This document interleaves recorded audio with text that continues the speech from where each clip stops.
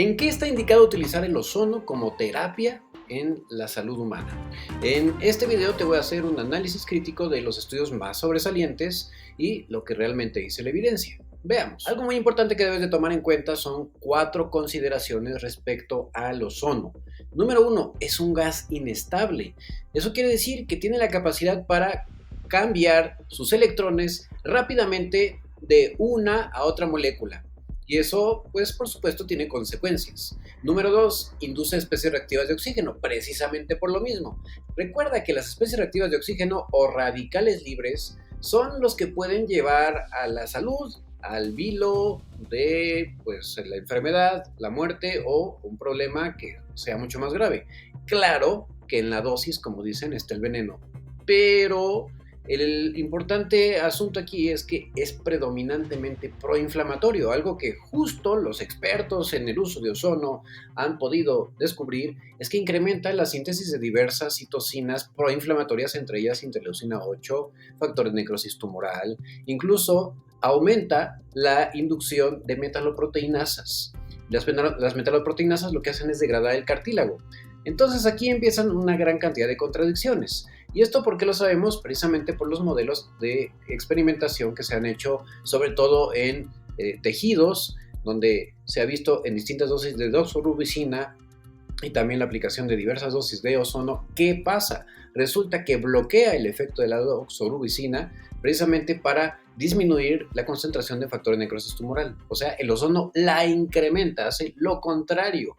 Y eso es paradójico porque justo es una de las moléculas importantes en la inducción de la apoptosis o la muerte celular programada en las células de cáncer. Por otro lado, las metaloproteinasas son enzimas que degradan el cartílago. Y curiosamente, esta tiende a disminuir con doxorubicina, pero al aplicar ozono, esto se incrementa. Entonces aquí nuevamente hay una gran incongruencia en lo que sugieren como un efecto potencialmente útil en enfermedades autoinmunes o autoinflamatorias o incluso en las osteoartritis, donde precisamente las metaloproteinasas son los principales protagonistas de la destrucción del cartílago. Y número 4, tiene efectos ambivalentes. Esto quiere decir, especialmente en la vascularidad, que puede inducir o una vasoconstricción o una vasodilatación dependiendo de la dosis.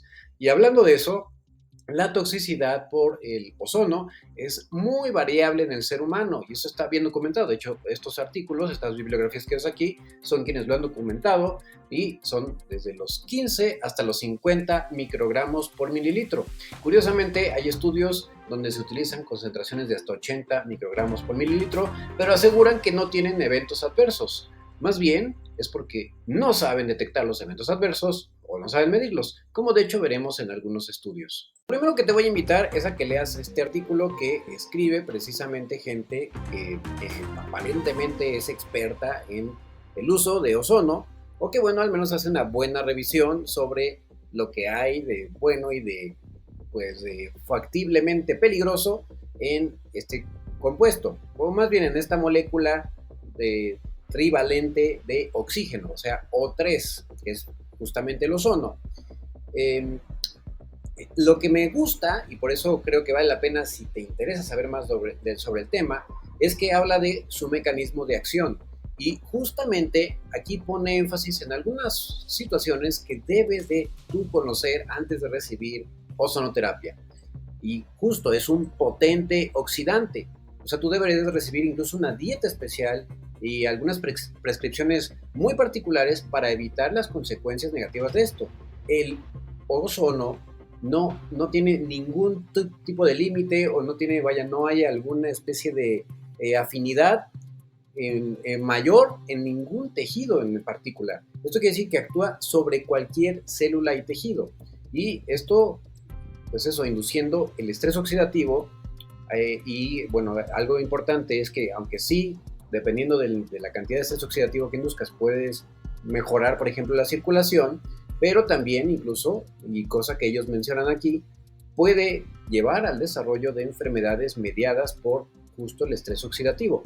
Incluso más adelante en este mismo artículo hablan de cómo se debe de tener cuidado con la ventilación y con la circulación de aire, incluso el tiempo en el cual se hace una exposición al mismo, porque fácilmente puede producir daño en la vía aérea, debido a que, como te dije anteriormente, es un gas sumamente inestable.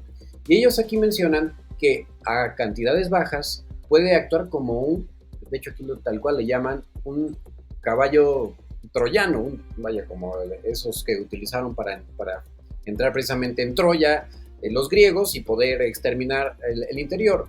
Sin embargo, aquí, y agradezco que hayan sido sinceros, mencionan también que de hecho las especies reactivas de oxígeno, cuando su cantidad es moderada o alta, lo que hace es favorecer la proliferación del cáncer.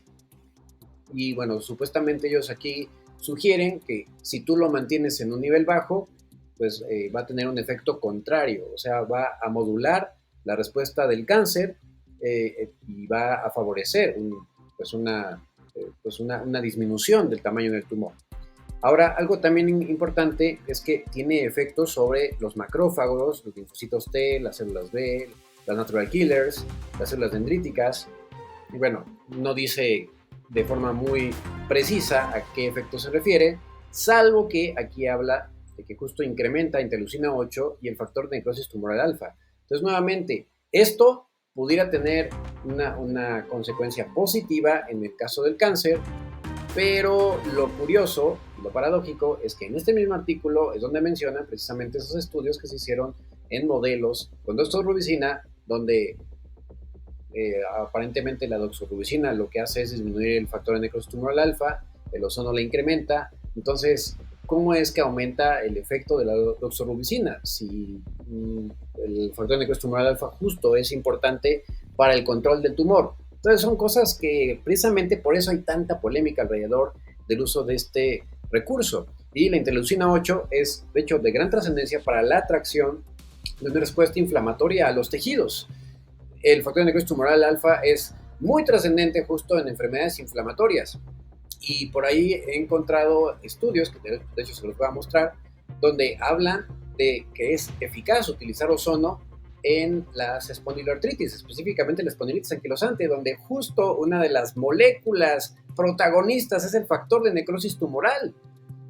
Así que, bueno, como sea, puedes leerlo. Incluso aquí sí hablan de la realidad, de que puede tener eventos adversos. Entonces, por eso vale la pena echarle un ojo para que te des cuenta cómo ellos mismos se contradicen de forma muy, pero muy fea. Y por ahí un aguerrido defensor del ozono o de la ozonoterapia dijo que existen incluso ensayos clínicos. Y bueno, en efecto, si nosotros nos metemos al portal de clinicaltrials.gov de Estados Unidos, donde se registran a gran escala los estudios que pretenden ser serios, bueno, encontramos 96 resultados. Sin embargo, cuando tú te pones a echarle un ojito, te das cuenta que la mayoría o no tienen estudios reportados o justo no sabemos qué onda. Y otros incluso están truculeados o tienen truco. Por ejemplo, este, que de hecho es el que voy a ver. Aquí dice que está completo, otro dice que están reclutando, aquí otro dice que está completo. Bueno, muchos en realidad están a medias o incluso están abandonados. Pero quiero centrarme en este, y se acuerdan lo que les dije, la espondilitis anquilosante, justamente el factor de necrosis tumoral, que es una de las moléculas que aumenta el ozono, está especialmente incrementado y es de hecho de los protagonistas del daño y de la inflamación. Entonces, bueno, pero entonces me puse, le di clic aquí para ver cómo se llamaba el estudio. Vean, no, ellos no pusieron nada, no postearon nada, pero sí encontré el estudio por acá. De hecho, lo tengo abierto, justamente aquí está. Bueno, no se llamaba exactamente igual como aparece ahí, pero está relacionado. Y vean nada más aquí el enorme sesgo que tiene, por supuesto. Es un estudio autocontrolado. O sea, por supuesto que esto no es ciencia. Esto es querer manipular las cosas a nuestro antojo. Y bueno, en fin. Aquí supuestamente ellos hablan de que mejora algunos índices, pero vamos a irnos a los resultados directamente. Ya, si tú lo quieres leer, bueno, ya viste cómo se llama, ¿no? Aquí está. Es de hecho del 2023. Medgas Resp, ¿no? O sea, está justo enfocada al uso de gases medicinales. vemos que, bueno, hicieron unos índices que definitivamente se sacaron de la manga, que no tienen absolutamente ninguna utilidad en espondilitis anquilosante, y pues eso me hace sospechar que posiblemente no saben realmente hacer una buena definición de lo que es una espondilitis anquilosante. Esto, de hecho, lo hace el reumatólogo. Y aquí, bueno, quién sabe realmente cómo es que hicieron eso. Solo encontraron una diferencia aparentemente significativa en el índice de plaquetas, pero, y eso, o sea, una diferencia que todavía está dentro de lo normal. ¿Cuál es la trascendencia de eso? En realidad no es ninguna trascendencia. Encontraron, eso sí, aparentemente hubo una disminución en la proteína C reactiva en aquellos que estuvieron en el estudio. Pero aquí tenemos el grave problema. No hubo ningún grupo control. Entonces, ¿qué significa esto? Que no hubo otro grupo de personas con las cuales pudieran compararse para ver si había una diferencia entre recibir y no recibir la ozonoterapia. Y esto tiene una gran importancia, por una simple y sencilla razón. Si ellos realmente supieran cómo se comporta la espondilitis anquilosante, sabrían que solita puede entrar en remisión. Incluso cuando tú interrogas a un paciente aún recibiendo el tratamiento, te puede decir, tengo días muy buenos y días muy malos, pero a lo mejor son más los buenos y más los malos. E incluso el Bad Ankylosing Spondylitis Functional Index, pues ese puede tener una gran variación de semana a semana. Así que, pues bueno, esto pudiera sugerir que sí hay una mejoría del dolor y de los reactantes de fase aguda, pero tiene muchísimos bemoles. Incluso este no se puede considerar un estudio válido, simplemente nos sugiere y nos habla triste y fuertemente de que no saben realmente hacer un screening, un escrutinio con los pacientes que tienen esta enfermedad. Y aquí está precisamente la evidencia de por qué no hay que dejarse apantallar por un estudio, y menos si no sabes realmente leerlo y no te tomas el tiempo de leerlo. Por ejemplo, aquí está esta publicación de un estudio que dice uso de oxígeno, bueno, de oxígeno ozonoterapia, que pues sí, al final es oxígeno, para mejorar la efectividad del uso de antibióticos en artroplastías infectadas. Y aquí es un protocolo de superioridad abierto, o sea, abierto, multicéntrico, aleatorizado, paralelo. Bueno, entonces tú lees el artículo y todo parece que está súper bien, pero hay un detallito. No tiene resultados. No tiene resultados. Entonces, pues sí, aquí habla del racional y por qué quieren usar el ozono, e incluso, bueno, lo sustentan relativamente bien. Y sí, algo importante, de hecho yo te hablé en el anterior video que el ozono tiene un potente efecto microbicida, pero también tiene un potente efecto prooxidante. En fin, de eso ya no voy a ahondar, pero tú te metes y rollos y rollos y rollos y rollos y rollos y rollos, y ¿qué crees? No tiene absolutamente ni un solo resultado. Así que paja y más paja. Y estos sí se volaron la barda. Quiero que ustedes vean este supuesto metaanálisis donde hablan de la eficacia del uso de ozono como terapia adyuvante en pacientes con COVID-19. Ya desde los resultados que exponen aquí, uno se da cuenta de que algo anda mal. Primero porque mezclan ensayos clínicos controlados con, de verdad, es que esto, o sea, digo, un mínimo de base metodológica para saber que no vas a mezclar eso con casos y controles, con estudios de casos y controles. Son 4 además estudios de casos y controles, y eso tiene importancia porque les voy a mostrar que incluso sembraron algunos resultados. Pero además algo que llama la atención es que, bueno, según ellos, hubo una menor cantidad de tiempo de hospitalización, pero ahorita les muestro dónde está el truquito. Aparentemente menor cantidad de ingresos a la unidad de terapia intensiva, aparentemente menor mortalidad, supuestamente 41% más de pacientes en COVID-19 que recibieron la ozonoterapia, pues tuvieron un resultado de PCR negativo, que eso no tiene relevancia porque sabemos que es súper variable cómo se llega a vaya, cómo desaparece o no la presencia del material genético. Sin embargo, cosas importantes como por ejemplo los niveles de creatinina y de urea, no hubo ninguna diferencia entre ningún grupo, pero aún así le ponen P, bueno, P mayor a 0.05, o sea, realmente puras P's con 0.05, eso está muy raro, ¿no? O sea, en fin.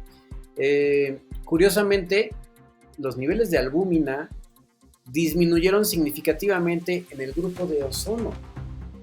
O sea, de verdad estos monos no tienen ni idea de lo que están poniendo aquí. Digo que curiosamente sembraron algunos de sus resultados, pero esto no es nada bueno. Si tu albúmina disminuye, eso es algo muy malo, porque la albúmina es la proteína más abundante del cuerpo, bueno, se encuentra circulando en la sangre, en el plasma, y es necesaria para que varias proteínas, varias otras proteínas funcionen adecuadamente, o sea, enzimas, y especialmente porque a través de ellas se lleva varias hormonas y otros factores. No hubo modificación en la ALT, en la AST, y aquí curiosamente no hubo ninguna diferencia en cómo mejoró la proteína C reactiva. O sea, las cosas trascendentes no hubo ninguna diferencia. Y luego aquí ponen los niveles de deshidrogenasa láctica neta, y eso a quién rayos le interesa. En fin, curiosamente, se ve aquí un incremento en los niveles de plaquetas, cosa que de hecho no es algo que debe de considerarse positivo, porque pues justamente puede favorecer la trombosis. Ahora, si nos ponemos a revisar, justo lo que quiero es que vean los resultados.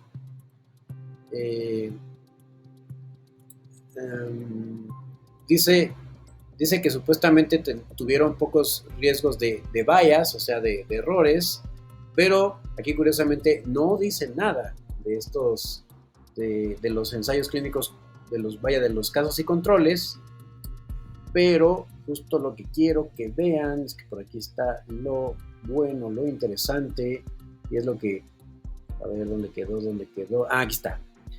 Entonces, el tiempo de hospitalización. Vean ustedes que en los ensayos clínicos controlados, que ellos no dicen que ahí no hubo riesgo de bias, de errores metodológicos, en realidad, menos 0.69 días de diferencia. Neta, o sea, de hecho, no fue significativo. Pero en los de casos y controles, menos 4.79. Y en cambio, aquí juntaron las estadísticas de los dos y lo pusieron como que hubiera sido significativo. O sea, todo mal. Todo mal. O sea, la albúmina depletada, no se afectó nada la proteína C reactiva, y evidentemente no es cierto que mejoraba los días de estancia hospitalaria. Estos son justamente el tipo de artículos que confunden a las personas porque evidentemente no los leen a profundidad, nada más leen los títulos y ¡pum! Se los ponen como si fueran evidencia de algo que no tiene evidencia.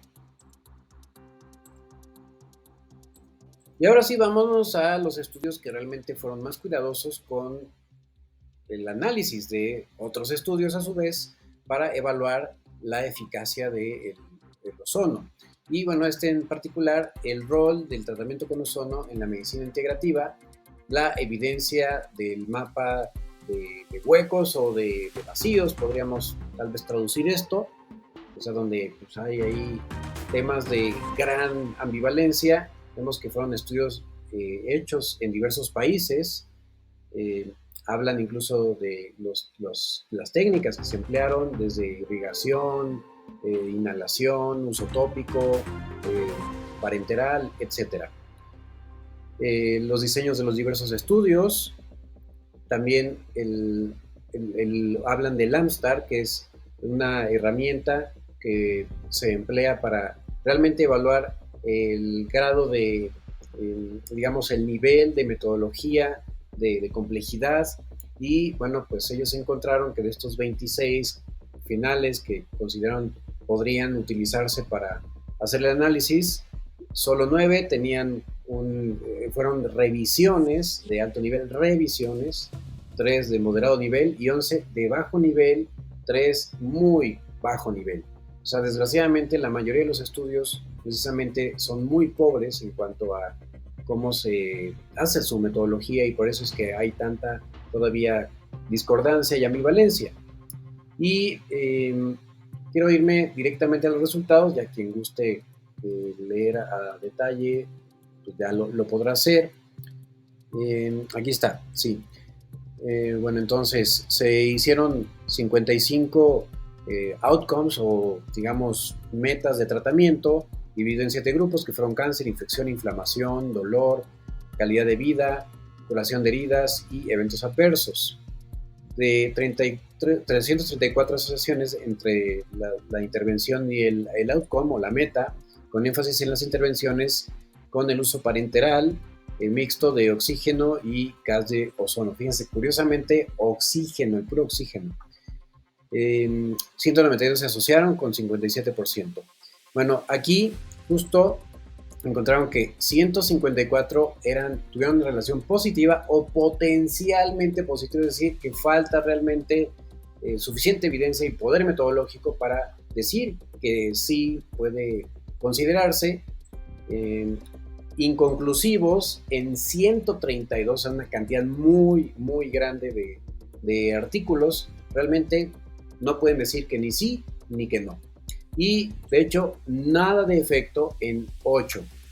Así que, entonces, para fines prácticos, los efectos del tratamiento con ozono fueron 14 positivos, 5 potencialmente positivos, 5 no conclusivos y 2 sin efecto. Ahora sí, el estudio más decente que justamente hace un análisis, un meta-análisis de la efectividad de la terapia con ozono comparado con otras terapias en el dolor lumbar bajo o más bien en el dolor de espalda baja o dolor lumbar. Y aquí sí fueron, como debe ser, una comparación entre ensayos clínicos controlados. Bueno, se identificaron 779 artículos, pero utilizaron una metodología de Cochrane, que es de verdad una muy, muy rigurosa.